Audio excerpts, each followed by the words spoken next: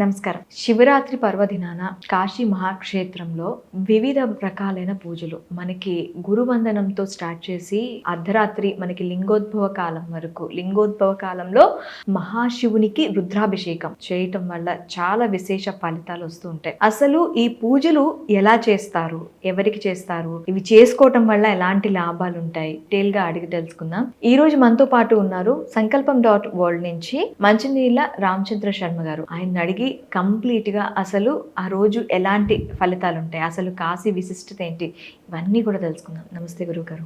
గురుజీ, మహాసంకల్పం.వరల్డ్ వారు ఈ మహాశివరాత్రి రోజు చాలా పెద్ద యజ్ఞాన్ని తలపెట్టారని మనం అనుకోవచ్చు. ఈ యజ్ఞంలో భాగంగా కాశీలో మనకి రుద్ర చండీ కాలభైరవ నవగ్రహ హోమాలు అనేవి చేస్తూ ఉన్నారు. అసలు ఈ హోమాలు అనేవి ఏంటి, అసలు వీటి ప్రాముఖ్యత ఏంటి, ఎలాంటి వాళ్ళు చేసుకుంటే బాగుంటుంది? ఇక్కడ రుద్ర చండీ కాలభైరవ నవగ్రహాలు వాళ్ళ సంకల్పం బాగుంది. అది విశేషమైనటువంటి యొక్క పర్వదినం. ఒక రోజు మనం ఒక కర్మ చేస్తే ఇంకొక రోజు ఇంకొక కర్మ చేయవద్దు. ఒకే రోజు ఒక సంవత్సర కాల పర్యంతం మనం చేసినటువంటి యొక్క విశేషం ఇచ్చేటటువంటి యొక్క రోజు మహాశివరాత్రి. ఇక్కడ రుద్రం అనేది పాపాన్ని తొలగించి అతి విశేషమైనటువంటి యొక్క పుణ్యాన్ని ఇచ్చేటటువంటిది రుద్రం. దాని వలన అనేక విధములైనటువంటి మనం పాపాలను తొలగించుకోబడతాయి. ఏ హోమం చేసినా గణపతి నవగ్రహాలు తప్పనిసరిగా చేయాలి.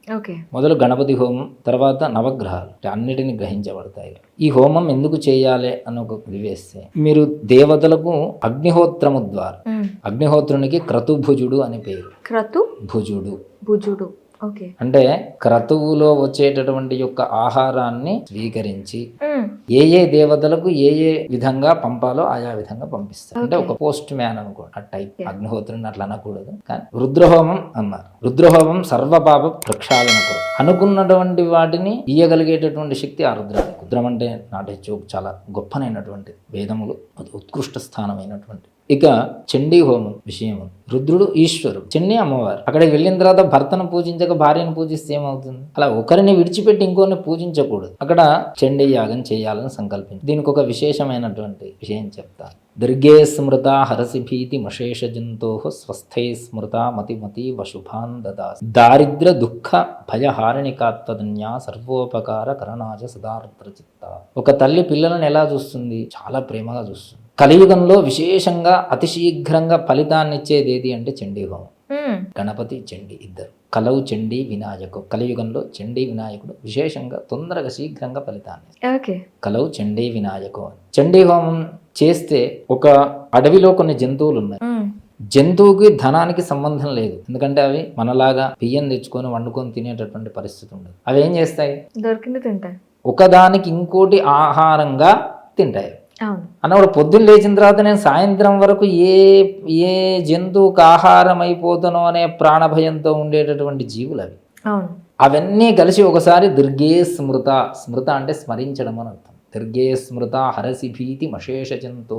గట్టిగా అర్చనే అంట. ఏమని? దుర్గే అని అర్చనే అంట. స్వస్థై స్మృత మతి వశుభాన్ దదాసి. అమ్మవారు తన చిరునవ్వుతో వాటి ఆర్తనాదాన్ని విని దారిద్ర దుఃఖ భయ హారిణికాత్వదన్య. వాటి దగ్గర ఏమేమి ఉన్నాయి?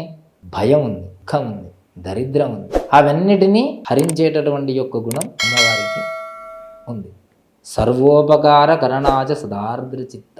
అంతో వాటికి ఉండేటటువంటి యొక్క భయాన్ని, వాటికి ఉండేటటువంటి బాధను, వాటికి ఉండేటటువంటి దరిద్రాన్ని ఒక్కసారిగా తొలగించినది. అంటే చండీ హోమం చేయడంలో, ఇది చండీలోనే సప్తసిద్ధి అనేటటువంటి దాంట్లో వస్తుంది ఈ శ్లోకం. దుర్గేని ఒకటేసారి స్మరిస్తేనే అమ్మవారు అన్ని రకాలైనటువంటి ఫలితాలను ఇచ్చింది వాటి పశుపక్షాదులు కన్నా. నిజంగా మనం 700 మహామంత్రాలు, అది ఋగ్యజుస్సామధర్వణములతో అంగములతో కూడినటువంటి 3 చరిత్రలు 13 అధ్యాయములతో కూడినటువంటి చండీ సప్తశతి. అలా ఒక్కసారి దుర్గేని స్మరిస్తేనే అంత ఫలితం ఇస్తుంది అంటే ఈ చండీ హోమాన్ని మొత్తం కొన్ని వేల సార్లు మనం అమ్మవారిని స్మరించేటటువంటిదంతా ఎంత ఫలితాన్ని ఇస్తుందో మీరు పసిగట్టలేరు. అలా చండీ హోమం చేసుకోవడం వల్ల కలియుగంలో అతి శీఘ్రంగా మనకుండేటటువంటి ఈతి బాధలు అంటే ఏంటి? మానసిక ఆవేదన, రోగగ్రస్తం, రోగం బారిన పడడం, చింతలు, ధనము లేకపోవడం, ఎన్నో రకాలైనటువంటి నానావిధ సమస్యలన్నిటినీ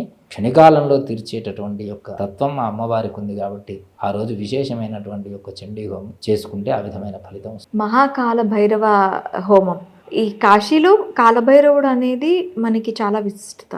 అక్కడ ఆయన పేరు మీద హోమం అంటే ఎలాంటి ఫలితాలు ఉంటాయి? తీక్ష్ణ దముష్ట్ర మహాకాజ కల్పాంత ధనోపం భైరవాజ నమస్తుభ్యం అనుజ్ఞాన్ దాతుమర్హసి. కాశీలో కాలభైరవుడు విశేషుడు, ప్రధానుడు. కాశికా పురాతినాథ కాలభైరవం అనే శంకరుడు రాసింది. కాలభైరవుని యొక్క హోమం మనం ఎన్నో రకాలైనటువంటి సమస్యలతో కొట్టుమిట్టాడుతూ ఉంటాం. సమస్యలు అంటే ఏమిటి అంటే, మనకు కనిపించే సమస్యలు కొన్ని ఉంటే, కనపడని సమస్యలు కొన్ని ఉంటాయి. గుర్తుపెట్టు, కనిపించే సమస్యలు కొన్ని ఉంటాయి, కనిపించని సమస్యలు కొన్ని ఉంటాయి. ఎలా ఉంటాయి అవి అంటే, మనిషి ముఖంలో తెలిసిపోతుంది వీడు బాధతో ఉన్నాడు అని. అదే ముఖాన్ని అప్పుడు చూసినప్పుడు ఆనందంగా ఉన్నాడు, ఇప్పుడు చూసినప్పుడు దుఃఖంగా ఉన్నాడు అంటే మనలో బాధ తెలిసిపోతుంది. అది ఎలా తెలుసుకుంటాము అంటే చెప్పడానికి రాదు. అవునా కదా? ఇప్పుడు ఒక తీపి వస్తువు ఉంది, అది తీసుకొచ్చి మీ చేతిలో పెడితే మీరు తిన్నారనుకోండి, ఎలా ఉంది అంటే తీయగా ఉంది. తీపి అంటే ఎలా ఉంటుంది? అదే మళ్ళీ మీకు తీసి చూపించాలి. చూపించినా కూడా ఆ తీపి అనేది ఎలా ఉంటుంది అని చెప్పలేడు ఎవడు. అంటే చక్కెర తీసుకొచ్చి నోట్లో వేసి ఇప్పుడు చెప్పరి ఇగో ఇలా ఉంటుంది అని చెప్పడం తప్ప, నిరూపణ తప్ప ఇంకోటి ఉంది. అలా అంతర్యామమైనటువంటి యొక్క కొన్ని శక్తులు, కొన్ని పీడలు, ఇవన్నిటినీ ఈ కాలము చేత మనం నడుస్తూ ఉన్న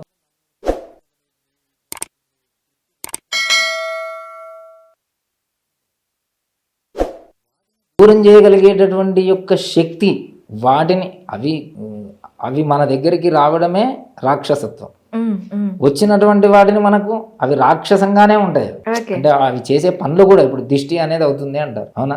దృష్టి అంటే బాగా తీక్షణంగా చూసి మన మనస్సులో అనుకోవడం వల్ల వాళ్ళకు కలిగేటటువంటి యొక్క మనోవేదన అని దృష్టి అంటారు. ఆ మనోవేదన ఏదైతే ఉందో అది కనబడదు. అలాంటివి ఏవైతే ఉంటాయో గాలి ధూళి అంటారు, అవన్నీ కూడా మనకు ఒక్క క్షణంలో భస్మం చేయగలిగేటటువంటి వాడు ఎవడే అంటే కాలభైరవుడు. ఆ మంత్రాన్ని తీక్ష్ణ దముష్ట్ర మహాకాజ కల్పాంత దహనోపమ భైరవాజ నమస్తుభ్యం అనుజ్ఞాం దాతు. అక్కడ ఎంతో మంది భైరవులు ఉన్నారు, దానిలో కాలభైరవుడు అత్యంత విశేషుడు. కాశీ క్షేత్రంలో అడుగు పెట్టగానే మొదలు కాలభైరవ దర్శనం చేసుకో, అనుజ్ఞ, ఈశ్వరుని చూసి ఆజ్ఞ.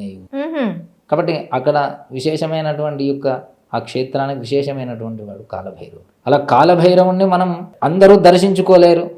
కాలభైరవ మహామంత్రాన్ని చేసేవాళ్ళు చాలా తక్కువ మంది, ఆ ఉపాసన చేసేవాళ్ళు చాలా తక్కువ మంది. ఎందుకంటే దానికి కొంత వామాచార పద్ధతి అని కొందరు చేస్తారు, కొన్ని పద్ధతులు ఉంటాయి. అలా మనం వైదికంలో ఆ కాలభైరవుని చేయడం వలన వీళ్ళకు తెలియకుండా ఉండేటటువంటి ఏ బాధలు అయితే ఉన్నాయి అవి తొలగిపోతాయి కాలభైరవుని యొక్క ఆశీర్వాద అనుగ్రహం చేత. వాళ్ళు అక్కడ కాలభైరవుని దగ్గర భస్మ అని రాస్తారు, పెట్టి నల్ల దానం కడతారు.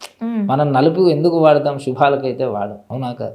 ఇవన్నీ కూడా వాటి దృష్టిలో పెట్టుకొని ఉంటే దృష్టి దోషములు, పీడలు, తర్వాత దాన్ని ఏమంటారు, ఎన్నో రకాలైన దయ్యం పట్టిందా అన్ని చెప్తుంటారు కదా, గాలి ధూళి సోకం, పిశాచత్వ బాధలు, ఇవన్నీ అవన్నీ పోవడం కొరకై చేసేటటువంటి మంత్రం ఏది అంటే కాలభైరవుడు తప్ప మనకు తరుణోపాయం లేదు. కాబట్టి అలాంటిది మహాశివరాత్రి రోజు చతుర్దశి, ఆయనకి ఇష్టమైనటువంటి యొక్క తిథి అష్టమి, చతుర్దశి, అమావాస్య, మంగళవారం, ఇవన్నీ ఆయనకు విశేషమైనటువంటి యొక్క రోజులు. అంటే వారాలలో మంగళవారం, తిథులలో అష్టమి, చతుర్దశి, అమావాస్య విశేషమైనటువంటి. కాబట్టి ఆ విశేషమైనటువంటి మహాశివరాత్రి రోజు ఆయన ఈశ్వరుని పూజించేటటువంటి వాడు కాబట్టి అత్యంత విశేషమైనటువంటి యొక్క ఫలితాలను కాలభైరవుని యొక్క హోమం వలన పొందగలుగుతారు, దానిలో సందేహం లేదు. చూసారు కదా, సంకల్పం.world నుంచి కంప్లీట్గా మహాశివరాత్రి పర్వదినాన మీరు అనుకునే కోరికలకు సంబంధించి పూర్తిగా ప్యాకేజ్ రూపంలో మీకు పూజలు అందిస్తున్నారు. ఇంకెందుకు ఆలస్యం, కింద స్క్రోల్ అవుతున్న నెంబర్కి కాల్ చేయండి, మీరు మీ స్లాట్ని బుక్ చేసుకోండి. అక్కడ పూజ చేయించుకొని మీ ఇతి బాధలన్నింటినీ కూడా తొలగించుకోండి.